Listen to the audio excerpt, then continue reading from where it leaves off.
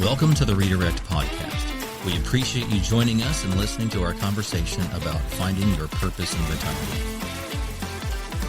Curt, Dale, here we are again. Man, good to be with you guys. I hope you are ready. I've got a good one for you. Uh-oh. Yeah. So a little bit of how good is it? Well, it's kind of the opposite of good. So What is it? Well, let's find out. So this is another free-form conversation. You guys do not know the questions I'm about to ask you. And so, ladies and gentlemen, you get to hear them fresh, for real. They're authentic takes for these questions they've never heard. But the topic is mortality. And for the record, death is 100% successful. Like, where nobody's made it out of this thing alive except for, Jesus. There was the dude in the Old Testament who walked with God and just kept walking. So death is rather successful for the most of us. And I think it becomes more and more real for those of us who are approaching retirement or well into it, and years are starting to tick by. You typically have more years in your rear view mirror than you do in your windshield when you start achieving some of the age in which we have, right? So I want to fire a couple of questions at you. First, how has your perspective of mortality changed since reaching retirement age? Mortality becomes a lot more real as you enter retirement. I always think about it as my next 30, but these days I also talk about it as it could be my next week, it could be my next month. I'm much more aware of it. I had a heart incident 5 years ago this week. And it's little points in life like that that make you realize, okay, am I going to have enough time to do everything that I wanted to do and affect the people that I really want to affect? Mm-hmm. And the mortality becomes this kind of timing thing that all of a sudden you realize, wow, I am limited in time now. And what I'm going to do in my retirement becomes, in my mind, so much more important. I think through and I need a plan. I need a purpose. I need to achieve. And my big downfall is that I keep thinking I've got to do something big, which leads into what's your legacy? But I'm really glad I have my faith because I believe that this is a temporary place, this life, and knowing that there's an eternity beyond that, I'm not knocked out of whack. I just realize that, my time is now limited. How about you, Curt? In my period of discernment, mortality was showing its face more and more often. Mm-hmm. While you're engaged in the work world, you're focused on where you are at that moment, and you don't think of dying. So as I was in the process, mortality was there, and it was this word of purpose kept coming out of me, into me, and saying that there's more. There's more that you can be doing. There's more that you can be experiencing. There's more that you can be embracing. But I feel as though that there was this period of time that was heavy, that was daunting. It was in my face. It was heavy. It wasn't depressing. It was just a realistic statement to say that there is more to be done. So you referenced your discernment process, which I think Dale and I both recognize as your petri dish, your proving ground for some of the redirect concept. Right. Are you saying that in your imagination of this redirect program, which was originally intended as a governance for your own retirement, Yep, mortality was a function of that? Definitely. Interesting. Definitely. And keep in mind, Dale, you said something about 5 years anniversary of your heart incident. Well, let's sort of go back 5 years from today. And where were we? We were in the middle of COVID. I was really young. It was the very start of COVID. That heart incident was the first week. But the COVID period was a wake-up call for, I think, a lot of people because of what was happening around the world with people that were not surviving the pandemic physically. Kind of mortality was all over the place. Yeah. If you can remember, which I think everybody can, those times in the house became more cherishable. You were doing things together. You were doing DIY stuff, that you were doing things together as a family and recognizing the value and the presence that you had right in front of you the whole time. But COVID just sort of sparked it. And theoretically, you had time because if you weren't an essential worker, you weren't going into the office far more people were home, whether they were, quote, working from home or not. They had time and they had a mortality component, right? Yes. And I think to the whole thought about retirement, a lot of people started thinking heavily about the purpose of work. This was our first shot at looking at life differently. Mortality was front and center because we saw it every day. How many numbers were being thrown up on the TV could happen to you. But for me, and now reflecting back, I think that was a big turning point, but a great analogy to use for what we want to do in retirement. Yeah. So good segue into my second question, this perspective of mortality that really came into view significantly around your retirement time. Has that new view of mortality changed how you interact with your purpose and your relationships? Definitely. I've mentioned this before in other shows that we've done. The awareness of what's in front of me is so more prevalent than it used to be. More present. More present. I am present. I'm intentional. I am aware of others. Those are my imperatives. Those are the big things that are underneath my statement of my plan, which is to live life on purpose. And the freedom that I got from moving from career into this time of my life where I can just take off all these filters and see things for what they are that are really, really very important to me. Dale, before I ask you the same question, I'm really excited about the fact that we're covering this topic, because what I'm hearing in that statement was that thinking about mortality made purpose more important. It makes relationships more important. Is that fair to say? It is, but it's also humbling. Mm. I listened to Casting Crowns, a great Christian band, and the phrases in this just makes the humbling aspect. A flower quickly fading here today and gone tomorrow, a wave tossed in the ocean, a vapor in the wind. Who am I? So that to me is humbling because it's not about me. I am just a part of all of this, and I can do what I can do, but it's not about me. If that makes sense. It does.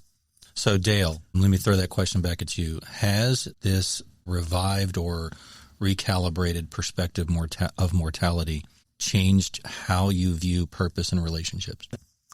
I look forward to the next 30 of being able to spend time with the people that I love. My purpose is to serve God, to serve my family, to serve others. The fact that I've got a limited amount of time left has put a true perspective on how I'm prioritizing, what I'm doing, who I'm spending time with, and what relationships do I want to continue to develop. And key and importantly is I want to continue to grow. And growing for me in the reality that I might have a week, I might have a year, I might have 30. I want to now prioritize and schedule time with those people that I really love, and hopefully pass on my lived experience to them, but to have those conversations and to relate to them, but just really spend time with them that I did not in my work life, which was very busy and very not focused on those. I'm sure there were times at your work that you thought of all the things that are special to you. It's just you didn't dwell on it to how you're dwelling on it now, potentially. It's more consuming, Totally. the time than you're in Totally. work. We have time. I now have the time to really focus on distractions aren't there. But I don't have that much time left, probably, until I get to pass on into the bigger eternal life that I believe in, where hopefully they'll all be there. Right. So you've heard from the old guys. And yeah, I know you're running this show, but I'm going to bounce it back to you, Adam. What do you think about when mortality? What is it to you? I don't have time for it. I mean, I say that like somewhat facetiously. This is a really good topic for me to hear because, Dale, you referenced the time in which you were working. That's me. I'm killing it on all levels right now. My work demands about 50, 55 hours a week from me. I've got a couple of other endeavors that I'm plugged into, this being one of them, that consumes a lot of my time.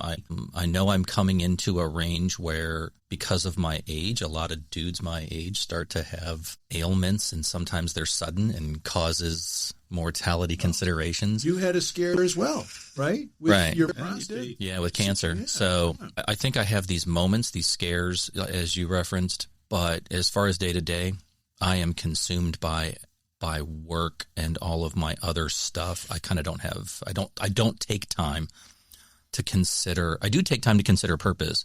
I think I have my mortality arranged because of my faith, but the concept of dying, that's way off in the future in my imagination. And I think it's very important to recognize that as modern medicine allows us to be healthier longer, hopefully, I still have this little bit of mentality that, gosh, I'm going to live a long time. I'm going to keep being able to do things because modern medicine allows me to do this. And when you hit retirement, you really do realize that you're not going to live forever. Well, and how arrogant of me, just my statement a few moments ago, to say mortality is way off in the future.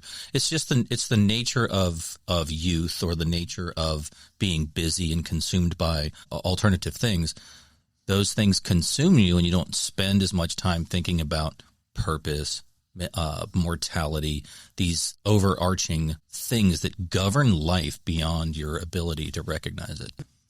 I mean, that's reality. Yeah. I mean, you know, I remember when I was 35 years old, I have kids that are in that range right now, in the mid to upper 30s.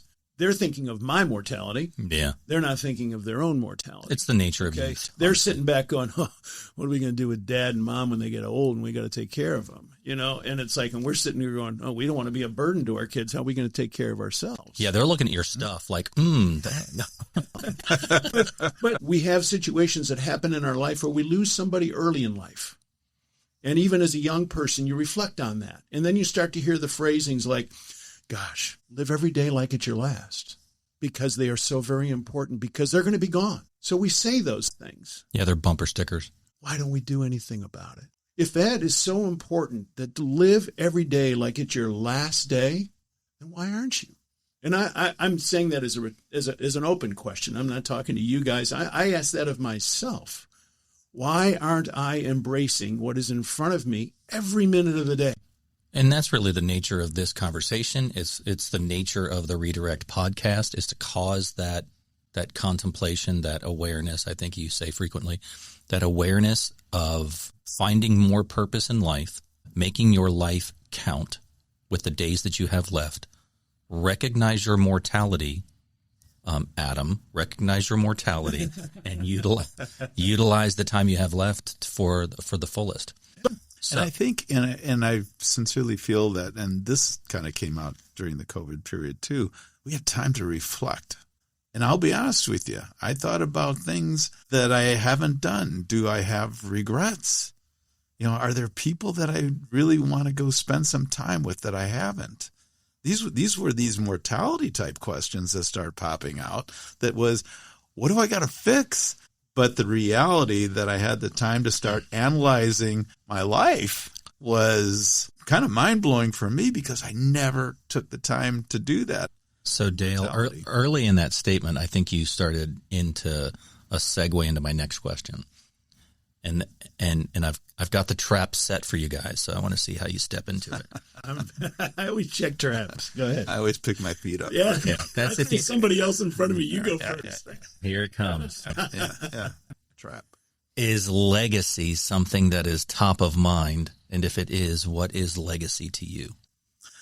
It's interesting. I think about legacy because you'll hear from my wife in some future podcast, but I always felt like there was another big thing to do, and which made me think about, what is it that you want everybody to kind of remember me by? Do we want to be remembered in future generations? And my wife would look at me and goes, your legacy is the fact that, you had two wonderful kids who grew up and now have their own kids. You kind of were around at the beginning of Crossroads, and really kind of helped that start. And the fact that you'd started a business that kept families for, 14, 15, 16 years. And now very successfully thriving in another company. We actually designed Lockheed Martin's Global Vision Center in D.C. And you walk into the center, and on the top of the second floor in 10-foot letters is Legacy, a gift brought forward. And I quickly realized that everything that you've done, who you are, your foundation, your faith, what you're bringing to the next generation is legacy. That's really powerful. And to continue, because the Redirect podcast now falls into my legacy. With you guys, we're going to do something that may affect this generation, maybe the next generation, maybe just one person. But legacy for me got redefined recently as I reflected back on that thing that we did for Lockheed Martin. When I started fretting about, is legacy putting my name up on a building? Is legacy naming a street? Who cares? And I can't affect that. I can only affect what I'm doing, and hopefully I'm doing things for my generation, the next generation after that is what legacy is going to be. And Curt, for the sake of spirited debate, hope you disagree with some of that. Well, for me, or have an alternate opinion that sounds like disagreement, because I like stoking the fires here a little bit. Yeah, I mean, for me, when you made that question, it was the impact that I've had on people, and a light bulb just went off when you said this podcast. It's going to be out there. Do I see this as a legacy? No. But maybe tomorrow, maybe in about 10 minutes you will, right? I don't know, because it goes back to that vapor in the wind, Okay, my father, love him. My mom, love her. They're gone, but they're still with me because of the memories that I have. Is that a legacy, or is that just the connection that you have and how you've impacted people? When I was in the sales business and I worked with sales reps, I always gave a little talk about impact. You impact people whether you know it or not, but you're impacting people every day. 5 years from now, where somebody says, I remember what you told me, Curt, and thank you, because I get it now. Guys, this might be a good time to take a quick break. We'll be right back. Hey there, if you're enjoying this episode, we've got a small favor to ask. Actually, it's a huge favor. Take a moment to like and share this podcast with your friends and family. Then follow the Redirect podcast on Spotify and Apple Podcasts. It's quick, it's free, and it helps us keep bringing you great content every week. And if you really want to make a difference, drop us a 5-star review. Those reviews help us spread the word and keep this community growing. So hit that follow button, share with a friend, and let us know what you think. We appreciate you more than you know. Now let's get back at it. Everything you're talking about is foundational as to who you are. The good, the bad. I think some of the mistakes that I've made is part of my legacy. Oh yeah. We're human. Oh yeah. We're human. I remember moments when I ran a company where integrity was the most important thing. That one of the foundational aspects of the company that we really wanted to provide to the people that were working for us, people who work with us. And that was piece of legacy. But I made a lot of mistakes, and they realize, running a business is that. But that's what goes forward with them. We were having a conversation this morning just about Jesus, and Jesus set a foundation, set, I think, a legacy for us to choose to follow or not. Your choice. Yeah. The people who worked with me, their choice. My sons and daughters, their choice. I can only do what I'm going to do, and I want to make sure that it's the foundation that I would like to make sure that they are exposed to. I don't think of legacy as something that I'm focused on, by no means. I'm living my life. I'm doing what I can do, and I'm giving glory and honor to God.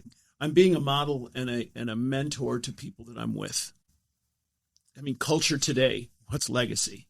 Okay, well, how much money am I going to get when you die? Am I going to get the house? Can I have your car? It's all these material things that may happen with the aspect of association to legacy that is reduced to possessions, property, money. I don't think like that. There is a function of legacy that is financial, but legacy is a lot more than just that. In my opinion. Now, again, you can talk to other people, and they're going to say, well, no, that is my legacy. I've had a very successful life, and I want to give things to my children, and I want to pass things on to institutions or organizations because it's my way of giving back. That's wonderful. I'm out here to live my life and to let people watch me living my life so that however it impacts them. I may have an idea of what my legacy is, but what you think of me and my legacy could be totally different than what I perceive my legacy to be. So how can I make that assumption on somebody? Yeah, I think some things you just said aligns with a conversation that Dale and I were having about this earlier, and the operative word being impact. I think beyond the financial, which it's its own kind of impact, beyond the financial, who you are as a person, what you've accomplished, maybe the things you've built, the societal support that you were able to contribute to the world around you, whether that be your own family, your neighborhood, your extended family, your church, however it was that you put goodness or productivity out into the future. However it was you did that had some form of impact. Forever, how long it lasts, impact can last. And the magnitude of your legacy is largely determined by how broad or how long your impact lasts. Do you disagree with that? I don't disagree with it, but it's very temporal. Outside of like George Washington, all right, Jesus, those legacies last forever. But it could be reduced to a simple thing like a table that I built when we first got married. Built this beautiful table that was the dining table for our family as we grew. All the stories that happened on this table. And now this table's sitting downstairs in our basement and it's being used. But I can't let go of that table because it means so much. An artifact of our family that you can look at that table and these memories come back that bring you back to that moment of time. All right. The ring that I wear right now was my grandfather's, which was given to my father, which was given to me because I have boys, and I'm going to pass this on to one of my boys. So there's something, but I look at that and I think of my grandfather who taught me responsibility. And I look at that ring and I say, that's the ring that my grandmother gave to my grandfather when my father was born. And now he gave it to me to pass on to my kids. That is cool. But is this something that makes me who I am? No. Yes. I want to argue that it does because it isn't. You chose to let that artifact from your past be part of your present, and you intend to push it forward. You are carrying on a generational impact. Dale. That's a gift brought forward. I'll bring back what I talked about before.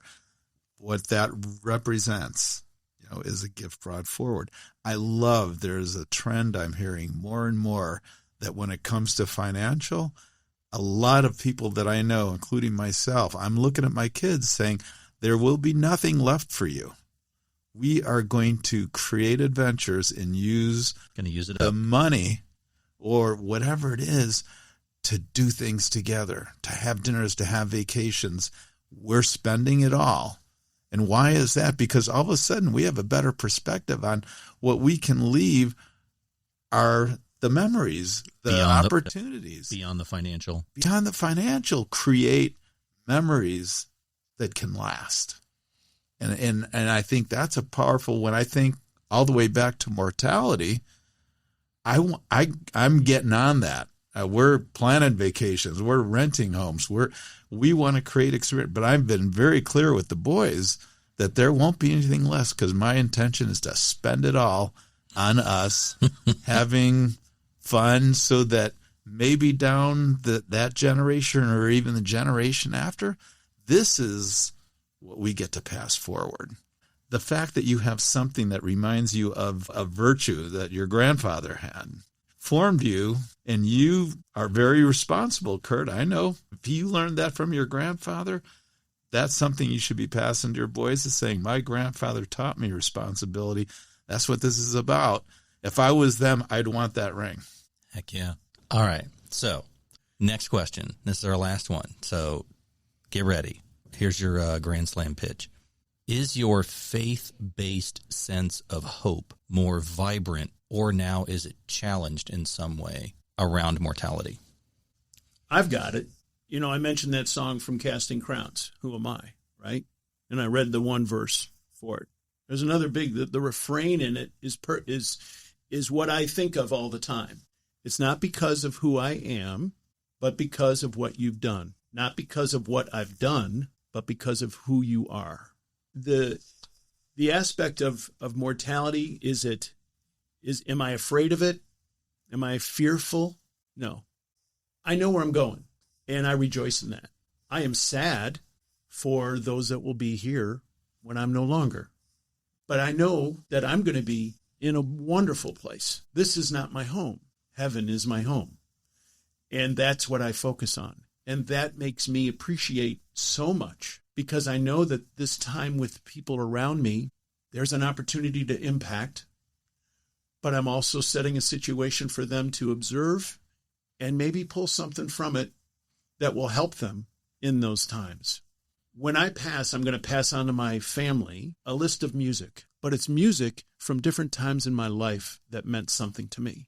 So here's the song, here's the title, here's what the artist wanted it to be, but now this is what this song means to me, because those take me to moments in time in my life that were so important, and I'm going to tell them why, and I'm doing it because I am so thankful and grateful for all the experiences that I've had.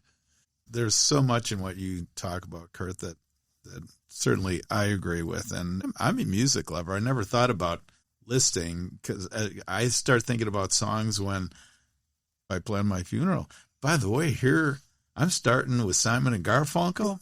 Got a great song that was affected. That was me. You know, there's 3 or 4 songs that I think about. So thank you for that, because it reminds me that this is a joyful thing. I mean, being able to pass into our real home is something that is a joy. I'm sorry for those that I'm going to make sad when you leave. Is there a regret with that? Yeah, but my goal is for them to understand that I look forward to seeing them in our eternal home. Amen. Amen. That's huge. You think about everlasting life and the temporary nature of this one, and think about where you're going to be or where you're going to end up. You got to live life on purpose. Stealing your words, but right now and forward, which is all you can affect. You can't affect anything in the past. That's all behind you. You can learn from it. You now have an opportunity to take that lived life that you had and continue to grow and let people see that and let people be a part of that. It's time to move. It's time to reach out. It's time to take a look at some of those regrets you might have.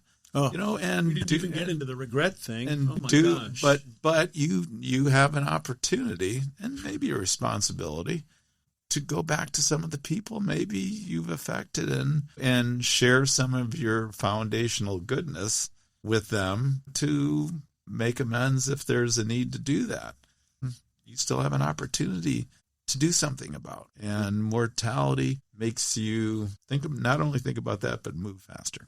So, Adam, one more thing. I'm curious, now we're at the end of this conversation. Has anything's popped into your head that, wow, never really thought of that, or maybe I need to make more time for it? I would say yes to all. The one that I think I'm going to take to heart and want to give some contemplation to is your comment about regret. Look, I don't know how much time I have left. I'm 54. Math says I've got 20 years left. Reality says I have no idea. I don't know if I have 20 minutes left, right? That's exactly so right. We don't know. And so as a result, what would you do if today was your last day? Live like there's no tomorrow, all of that stuff. If I've got regret in my past, I either need to let that go and not let it weigh me down if it's mine and it didn't affect anybody else. I can't go fix it. Let it go. Don't carry that burden around. But also, if I have the capacity to fix it, do it. Don't keep dragging around baggage because the days I have left matter, and why not live those purposefully the best way I can? And those don't involve unfixed problems and regret I'm dragging around for no reason. I think the admission of regrets is important. Sure. Not only for yourself to get that monkey off your back, but also to let somebody else know that maybe I could have done things differently. Yeah, if you have the capacity to fix it, I think you should. Well, but I'm not fixing it, because all I'm doing is making them aware of what I did, that in looking back on it, was not the best. And then it's up to them on whether they want to make it a fixable thing. Yeah, so for an example. Yeah, I want to fix it within my power to do so, is my point. Yeah. Like, for example, with my kids when I was younger, life, work, fast, always, weekend. Oh, that's the day to do the chores. But let's hurry up and get them all done so we can do something as a family. So my kids, when they were younger, 8, 10, 11 years old, we divided and conquered in the backyard. You go over here and do that. You go do this. I'm going to go do this. Now we took what would take me or whatever all day long to do it. We compressed it down to 3 hours. So now we have the rest of the day to do stuff. That's a regret for me right now, because I missed the opportunity to be present with my boys at that time, to learn more about them. Who cares about the chores all getting done? Take time, be there, work together, learn something new from your kids' point of view, as opposed to you saying it, no, do it this way. They might have a better way that could be more fun than your way. And so I say that to them. I've had this conversation with them in hopes that if ever time comes, let it be with their wife, let it be with their kids, that they take the time to be there, because that's a teaching I can pass forward, an experience that I can pass forward. It may not come to light, but I think it has to be verbalized. So. Ooh. Yep. Wow. Thank you for sharing that, dude. Yes. Thank you. I think there's so many, I think, people that need to hear that, because there are so many people that do really get caught up. I actually thought about, a regret was too much time living 24/7 for work. Mm-hmm. Owning a company, you're always thinking about how to grow that thing, because so many people depend on you. And my wife says, the kids just got used to you not being there during the week. But I was the entertainment guy, so I played hard on the weekends. And I still tried to coach their teams, but it was always going to be either Monday or Friday. I told her and them, gosh, I just feel like I loved some of that back. And they look at me and go, Dad, you did what you had to do. We're fine. We ended up fine. That's a blessing. But it's a blessing to be able to hear that. It was a big blessing, because I did kind of release it. What I felt might have been a regret, said, you know what? Yeah, it may not have been perfect, but it was something that I was doing that I was really aware of. And I got to hear the impact on them, and encouraging that, I think, is something we can do. So as we head towards the finish line here, I do want to throw one topic out if we want to comment on it. I think it would be neglectful of us to not comment on this mortality and eternity piece of it. While we are not a faith-based podcast, we are a very faith-oriented podcast. We try to be faithful men and represent the Lord well. I can tell everybody who is listening that if you're leaning into mortality with extreme fear and no hope for what's going to happen next, there is hope. It's Jesus Christ. And if you'd like to hear anything more about that, if you don't understand it, need more information about it, send us a message at info@redirect-u.com, and we'll either share our story or get you some resources that can help you find hope in eternity. And guys, you got anything else you want to say on top of that? I just want to say thank you, Adam, for creating a very stimulating experience here. Death is hard to talk about. That's why it's really not talked about. Mm-hmm. And I thought you did a great job in bringing up some questions that made us think and made us reflect. And thank you. Thank you guys. I mean, you guys crushed it. Same.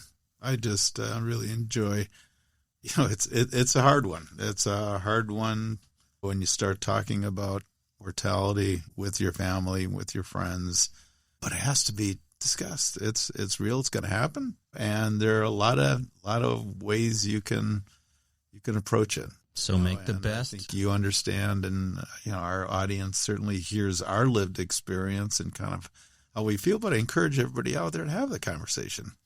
Just look for those opportunities to talk about it. You're not going to know. So make the best of what you have left, and we'll catch you next time on the Redirect Podcast. We want to thank the University of Cincinnati 1819 Innovation Hub for allowing us to use the eSports recording studio to record our podcasts. Want more information on how to redirect your purpose in retirement? Check out the Redirect-U website at redirect-u.com. Do you have something you want to share? Do you have a question about your redirect strategy? Email us at info@redirect-u.com. We want to hear from you. Check out the latest Redirect podcast episode, as well as see all of the Redirect episodes on Spotify and Apple Podcast. Until next time, remember, there is purpose in your life, so find it and go do something about it.